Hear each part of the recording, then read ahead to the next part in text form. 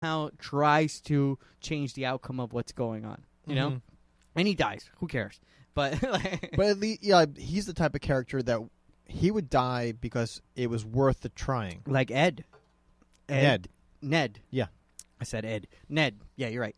Ned died in the face of he was trying to do the right thing. Right. He didn't have to go there and figure out the who the bastard was, like all these things. He knew it was the right thing to do, and he was outnumbered, and he probably was going to face being treated treason, but he had to avenge. See, that's the Game of Thrones I knew, right? Like that, and this other thing that we were given this season was something else. This was just regular TV. It was in master TV that you're going to remember. And you have to wonder, the writers, that they're sitting in front of their computers, they're typing it all out. Are they thinking genius, or they're just like, just get it done?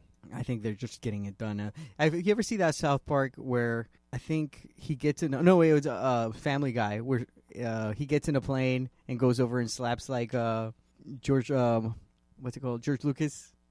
I think it's George Lucas. Oh, for writing the Star Wars, the Star Wars, for adding in all the prequels? for that, and for adding in all the effects or something like that. He just gets on a plane and he goes over here.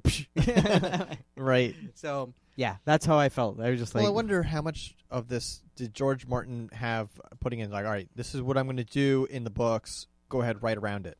Yeah, and in hindsight, you look at the interviews and they're showing. Have you seen all the interviews where they were asking the characters how they feel about the end? Yeah. And now, in hindsight, you can go back and look, and they're telling you it's horrible. They don't even like it. Yeah, they don't like it. They're all like, you can see like the interviews, their faces of like when you don't want to badmouth it, but you're like disgusted by it.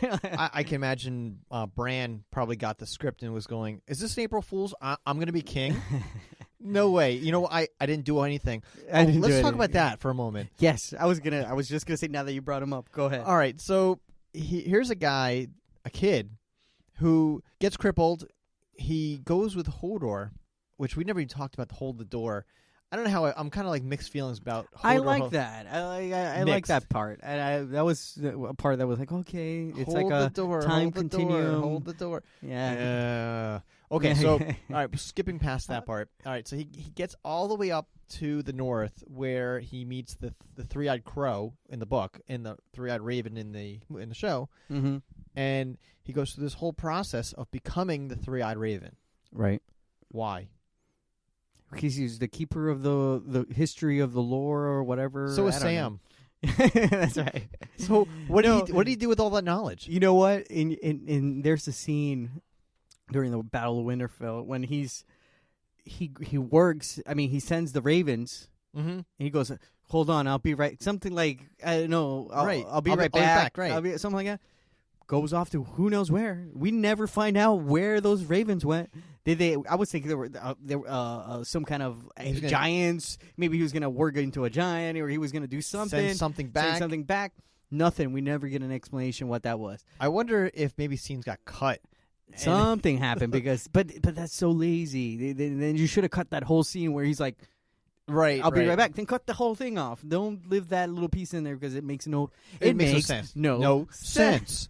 That's right. Right. Well, all right. So he was useless, and then he goes back to Winterfell. He doesn't even want to be the head of Winterfell. Right. He goes all the way to what's the name of the main kingdom?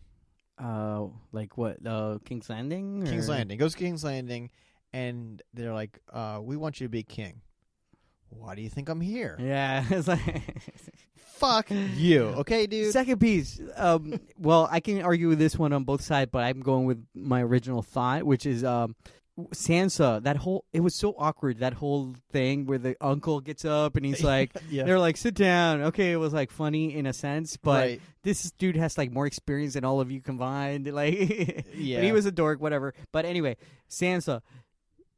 We're not gonna be part of this group. It's like, then why is everybody else doing it? Like, we don't really listen to you at all. Yeah, if it isn't a consensus that we're all doing this, then why would any of them do it? It's like, no, I'm gonna be king of the shoe over there, and then I'm gonna be king of this. Why would anybody get together? And besides, it's their brother, so it would have been a Stark in King's Landing. And why would the Northerners would be upset about it?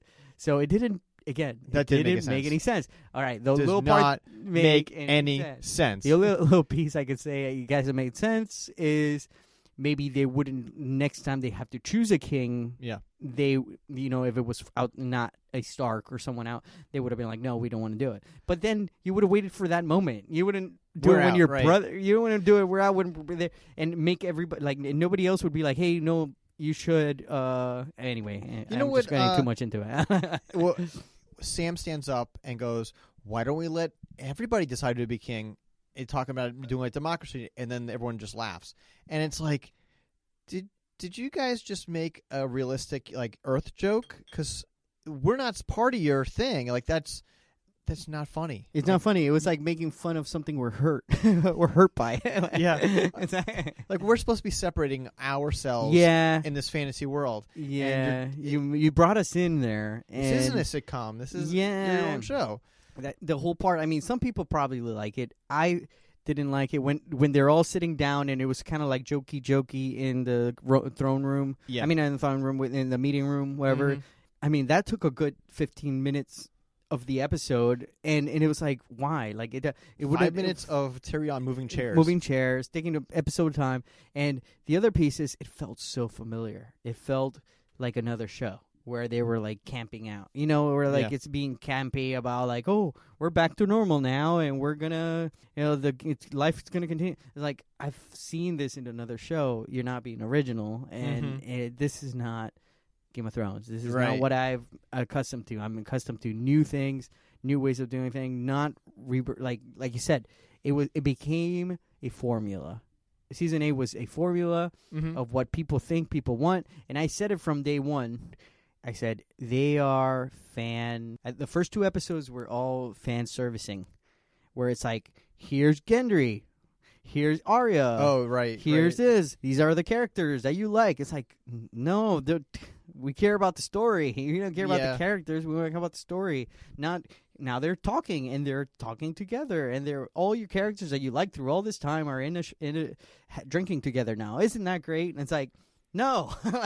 That's not what the show's about. No, it's not what we love about Game of Thrones. Exactly. It wasn't like, get our Pokemon together and, like, no. It's about the story. But anyway, it was for me. Yeah. But to me, they killed it. So. Yeah. Now, that being said, I did sit and watch all the episodes, and I could say that it was entertaining. I want to say, I want to be as... I didn't hate them. I mean, I nitpicked on this season. Yeah. I mean, it's because it was super easy. And if you compare this season to the other seasons, no, it wasn't up to par. Right. But I mean, it was a different show. If this was, compare this to like one of your regular TBS or ABC shows that you watch, like it's a 30-minute show, then you're like, just to turn off my brain for a minute. Right. That's what this was. Like, let me turn off my brain for half of an hour so that I can... Yeah, I feel like maybe it's like Big Bang Theory, like where they're all getting together around the table and they're all hanging out. And this, are you talking about... Oh, okay. I was thinking 70s show. Right. That's what this felt like. Right. No, I actually like the 70s show, but, it was a... There's this like a comedic kind of formula that I think they started to follow that really ruined it for a lot of people, and it and I think it just threw away a lot of character development. That was so. Yeah. That being said, okay, bringing it back around, there was some great things about it. Right. There's some great battles.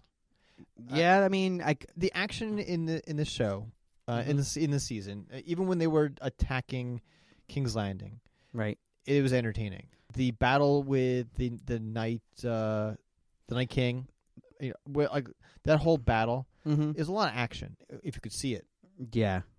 I mean, there was when the Clegane brothers got to finally fought. I was actually excited. It wasn't a good battle compared to like what we were talking about earlier, an Oberyn fight or a Braum fight. And that's what the problem. We said we're going to talk about it, and the Oberyn mountain fight was this epic battle, and they said that worked, and we're going to take that and we're going to do that with the Hound, the mountain brother fight, and you can't do that. They're two different fights. Right. Clegane and the Hound would fight differently now. Right.